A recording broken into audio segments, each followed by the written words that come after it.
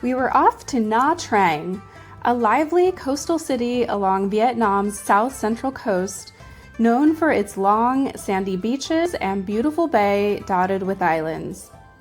We flew in on a turboprop aircraft, and from my window I could actually see the spinning propellers and the clouds rushing past, which made for a pretty cool view as we soared through the sky.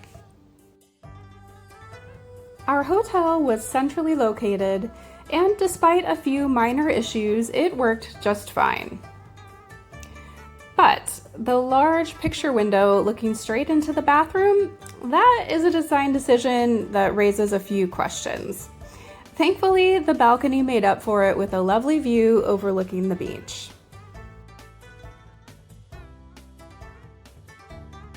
We set out to explore the city and make the ever-important first stop, the ATM, because in Vietnam, cash is definitely king. I got a cool 5 million Vietnamese dong right here. It's almost $200. We continued on, passing what felt like a coffee shop on every corner. Not entirely surprising in a country that's one of the largest coffee producers in the world. Eventually, we settled on Jungle Coffee, which lived up to its name with a lush, plant-filled interior that felt like a little oasis in the middle of the city.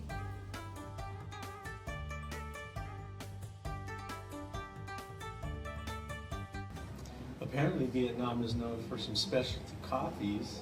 And so I was able to try some local coffee at the Jungle Coffee Shop. And this is one of the things that they have around here is salt coffee. And so it sounded like, I don't know, maybe rock salt, maybe salt, but I tried it and it was amazing.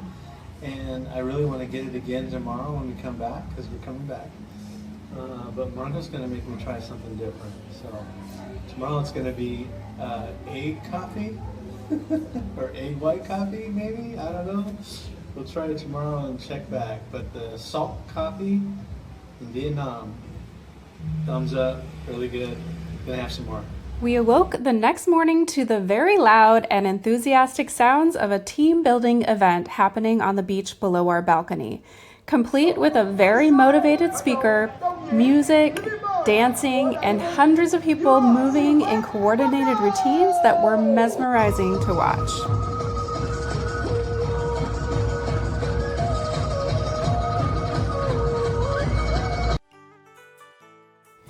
We headed to a breakfast spot nearby called Sweet Secret, a place we ended up visiting a few times.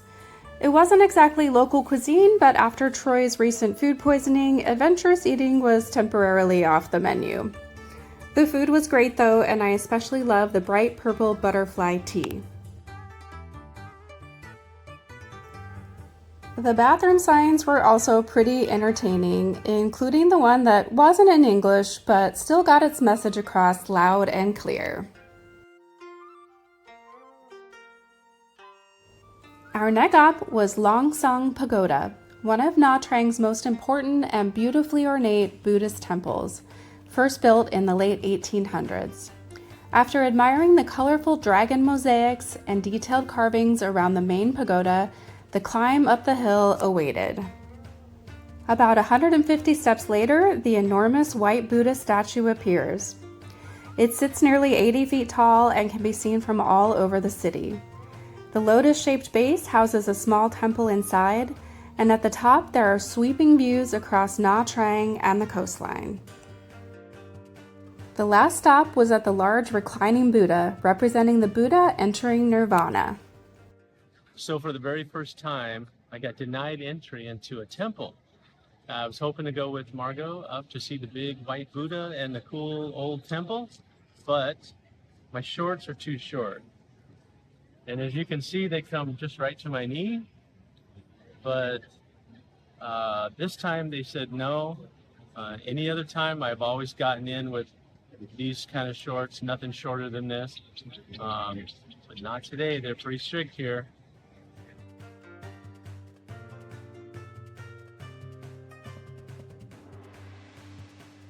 Our next stop was Po Nagar Temple, an ancient Cham temple dating back between the 7th and 12th centuries. Entrance was just a little over $1. So I got into this temple, which I loosened my belt a little and let my pants slide a little, just in case.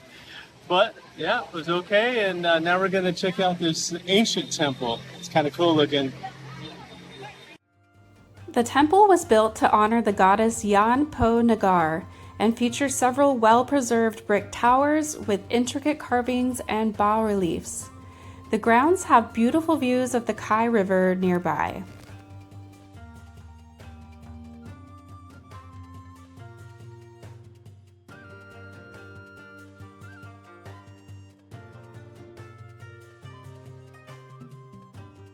The temple grounds are beautifully maintained with lush gardens, fountains, and pathways that make exploring the site peaceful and scenic.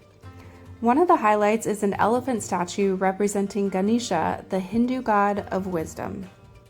Next, we stopped at Starbucks, usually not our thing, but they reliably have decaf, which is my only option. I couldn't resist trying their Vietnam-only Dolce Coconut coffee, and it was a delicious first taste of Vietnam's amazing coffee culture. We visited Tram Hong Tower, where we caught more beautifully dressed women dancing in perfect synchrony. The seaside was stunning, though a bit cloudy and breezy, with slightly rough water, but people were still enjoying the beach, taking it all in despite the weather.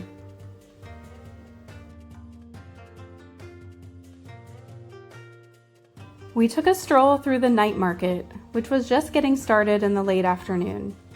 There was a wide variety of goods on offer, from colorful scarves and dried fruits to, surprisingly, Crocs.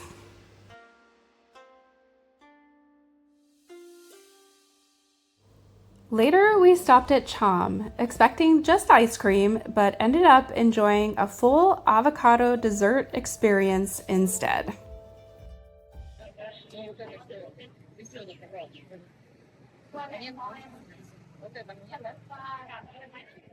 Not bad. Pretty good, right? I like it with the coconut. Yeah. The next day, we headed to Han Chong Promontory with an entry fee of just over $1. It's a scenic coastal spot famous for its massive granite rock formations and stunning views of the South China Sea. Legend has it that the rocks were placed here by a giant sea dragon, giving the site a mystical charm. We spent time wandering among the rocks, marveling at the shapes and textures, and watching the waves crash dramatically against them, a perfect mix of natural beauty and a little adventure.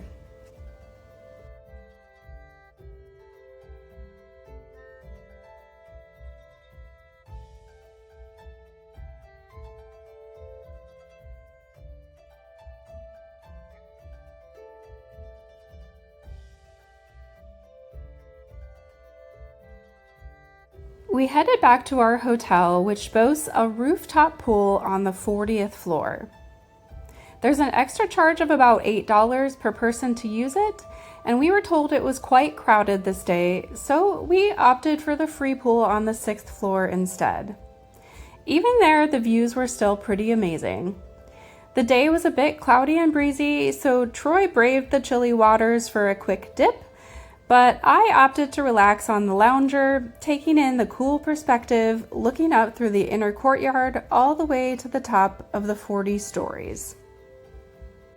We stopped at Banh Mi Pham, a no-nonsense spot with long lines and no substitutions. But the sandwiches were super affordable and delicious, making the wait totally worth it. Next, we continued the coffee adventure, and this time Troy went for the famous egg coffee. It's a creamy, rich treat made by whipping egg yolks with sugar and coffee, creating a sweet, custard-like foam on top of strong Vietnamese coffee. It's a very creamy coffee. It's pretty good. Yeah.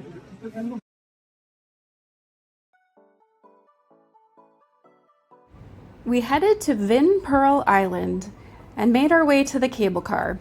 Apparently, it can get extremely busy, as evidenced by the endless maze of queue barriers, but luckily we walked right up.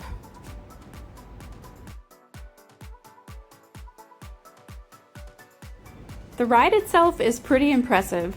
The Vinpearl cable car stretches more than 3 kilometers across Nha Trang Bay and was once the longest sea crossing cable car in the world.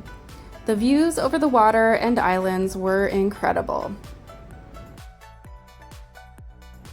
The island has a big amusement park and shopping area, which normally isn't quite our style. But then I heard about the Korean-style Aquafield Spa, and that definitely got my attention. The locker rooms were beautiful. They give you spa clothes to change into. And then you rotate between 7 different themed sauna rooms with different temperatures. My favorites were the Himalayan salt room, the charcoal room, and the cloud room.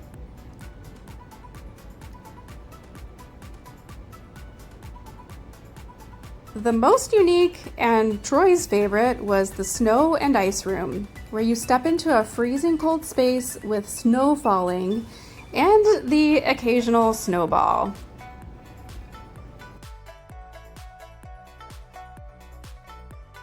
Afterwards, we wandered through the shopping area and used our park entry to see the Tata Show, a 3D production with music, lights, dancing, and huge visuals. The best part? The cable car ride, the spa experience, and the show all together cost less than $15 per person. Not bad for a full afternoon of relaxing and exploring. After the show, we rode the cable car back across the bay feeling completely relaxed.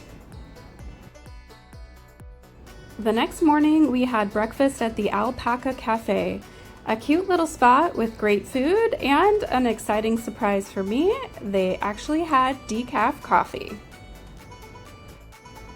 Our coffee adventures weren't done for the day. We stumbled upon this cute little place, and Troy's iced egg coffee came with a sweet message.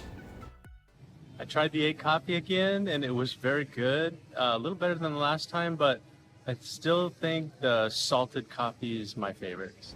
Our flight didn't leave until 7 that night, and what better way to kill a few hours after hotel checkout than a massage?